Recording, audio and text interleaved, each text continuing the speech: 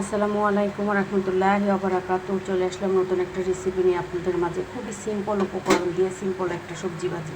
এখানে আমি করলা আলুগুলো কেটে ধুয়ে পরিষ্কার করে নিয়েছি, সাথে কাঁচামরিচ দিয়ে দিয়েছি, পেঁয়াজ দিয়েছি, রসুন দিয়ে দিয়েছি, একটু হলুদের গুঁড়া দিয়েছি, তেল দিয়েছি। এখন আমি এই যে সবজিটা চুলাটা অন করে দিলাম, যেন এই যে এভাবে আমি সবজি ভাজিটা করে নেব। তাহলে ফিরে আসছি 10 মিনিট পর। যারা আমার মতো সবুজ ভাজি খেতে পছন্দ করেন, একদম ন্যাচারাল অল্প উপকরণ দিয়ে খুবই সিম্পলভাবে একটা ভাজি করলাম।